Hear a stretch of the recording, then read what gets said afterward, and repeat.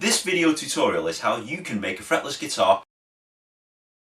You can either use epoxy resin, polyurethane spray, and this video tutorial will show you the methods. So, let's get started. Step 1. Removing the strings. That's dead easy enough, you remove the strings. Step 2. Unbolt the neck from the body. Also, simple enough, just unbolt the neck from the body. Step 3. Remove the frets. You just need the correct tool. You'll just need one of these. Some people call them fret pulling tools, some people call them nippers. If you type a nipper on eBay, you might get one for $3 or $4. Basically, grab a hold of one end and make sure that you clamp underneath. I don't know if you can see that there. And you're just going to run them all the way along, just little by little. Just going to pull it off, just like so. And there you go, dead easy. No heat guns, no soldering irons, no nothing. That's how easy it was. You just need the right tool. So once you've pulled out the frets, it's time to use this stuff, wood filler. Now, what you want to do is you want to paste it into the fret slots. And using a knife, you're just going to smooth it in like so and scrape off the excess so you end up with something like that. It looks a bit of a mess now, but once we've sanded it, it should be fine. After sanding this thing painfully for half an hour, you might actually notice a few of these little guys. Where you filled in, there might be gaps left over from, the frets pulling off bits of wood. The best thing to do there is probably just to dab it with some kind of brown or black marker, and hopefully they should go away. But so far, looking pretty good. Next step, guys, you want to break out the wood dye. Now, this stuff is an optional step. Some people like the way it looks now and they'll just put the epoxy resin on top, but I'm going to cover up some of my mistakes with just using ordinary wood dye that you can get from anywhere, and I'm just going to apply it with cotton wool. Okay guys, I think that looks pretty good. I was going for this whole subtle line effect. I didn't want them to be bright white, so from a distance you can't actually tell that it was once a fretted guitar. Well guys, if you want to do the polyurethane method, make sure that once you've correctly filed it down and wood stained it, that you mask off the edges, like so. And then you're going to use your polyurethane can. And you're just basically going to layer it really thinly across.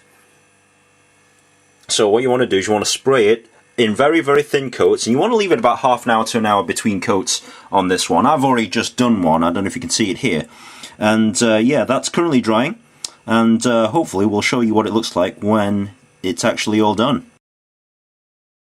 You want to mask off the fretboard once you've sanded it down. You want to mask off the edge of the neck.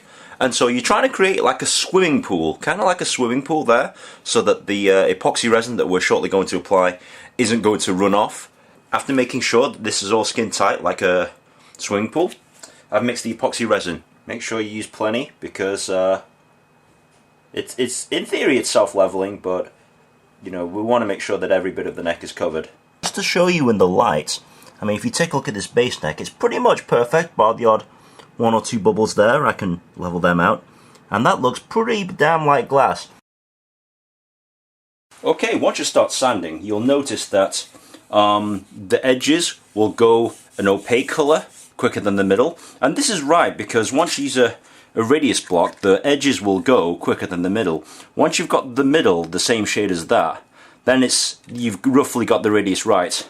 But you need to use different grades of sandpaper, so at the moment I'm using 60. And I'm going to go from 60 to 180 to 320 to 600 to 800 to 1000. Yeah, in short, you've got a lot of sanding to do. Once you've either spray painted it with the polyurethane or coated it with epoxy and got it to the right radius, it might look something like this.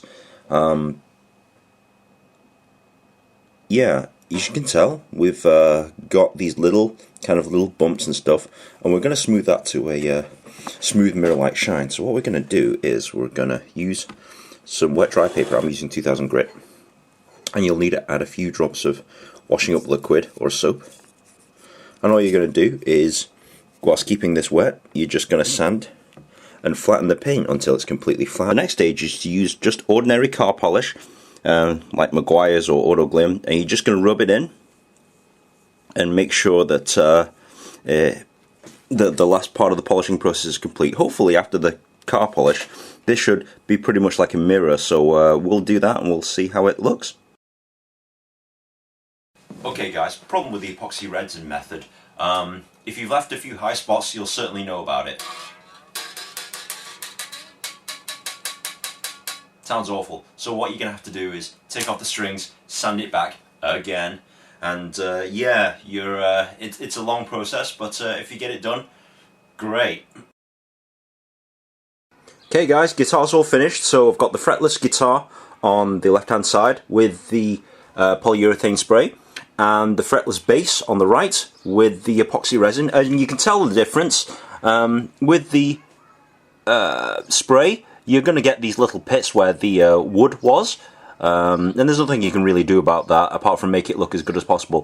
The epoxy resin, however, completely solid finish, looks like glass. Yeah, I'm pretty proud of these two finishes, and let's see how they sound. So how does it sound?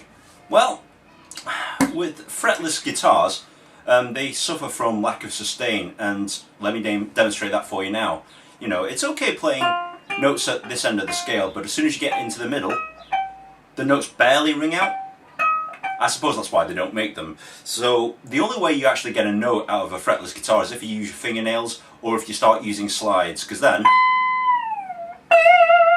you can do some pretty cool things with the fretless guitar, but who plays with their fingernails?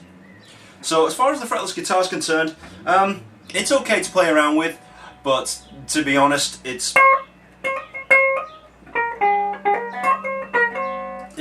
barely usable.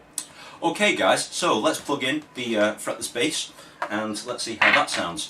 Now, I've actually played this before and the guitar actually doesn't sound any different. There's none of the sustain problems that you get on the fretless guitar, but the attack of the notes has changed. The guitar sounds a little bit more brighter, and the sustain is improved ever so slightly.